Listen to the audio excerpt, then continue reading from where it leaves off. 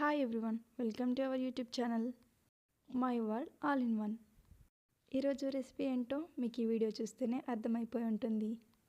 ఈరోజు రెసిపీ వచ్చేసి meal maker fry. ఈ ఛానల్ని ఫస్ట్ టైం విజిట్ చేసినట్లయితే please do subscribe.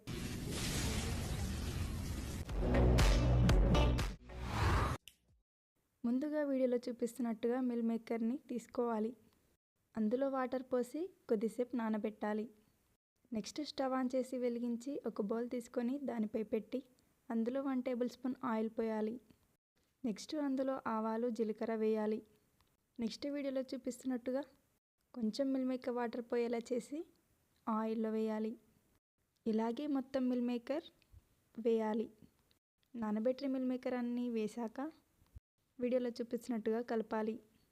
Meal maker fry చేస్తున్నాం కాబట్టి కొంచెం ఆయిల్ ఎక్కువ ఉన్నా పర్లేదు. వీడియోలో చూపిస్తున్నట్టుగా మిల్ మేకర్ కలర్ కొంచెం చేంజ్ అయ్యాక రెడీ చేసుకున్న గార్లిక్ పేస్ట్, కరివేపాకు వేయాలి. కరివేపాకు ఆప్షనల్.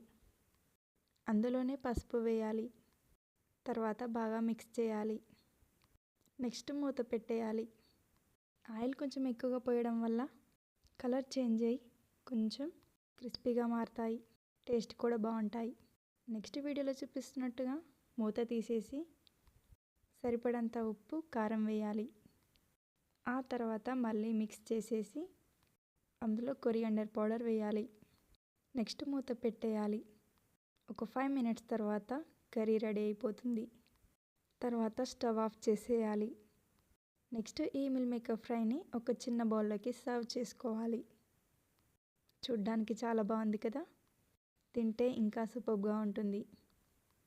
నేనైతే ఈ వీడియోలో చూపిస్తున్న పాత్రలోకి సర్వ్ చేసుకున్నాను. సో ఇందులోకి అయితే పెట్టేశాను. మీరు కూడా మిల్ మేకర్ ఫ్రై ఇలానే చేస్తారా? మీరు ఎలా చేస్తారో కామెంట్ సెక్షన్లో చెప్పండి. ఒకవేళ ఇలా ట్రై చేయకపోతే ట్రై చేయండి. మిల్ మేకర్ తినని వాళ్ళు కూడా ఇష్టంగా తింటారు. ఇలాంటి మరెన్నో సింపుల్ అండ్ టేస్టీ రెసిపీస్ కోసం ఈ ఛానల్ని సబ్స్క్రైబ్ చేసి మరెన్నో నోటిఫికేషన్ అప్డేట్స్ కోసం బెల్ ఐకాన్ని ప్రెస్ చేయండి. ఈ వీడియో కనుక మీకు నచ్చినట్లయితే like, share and subscribe. Thank you for watching.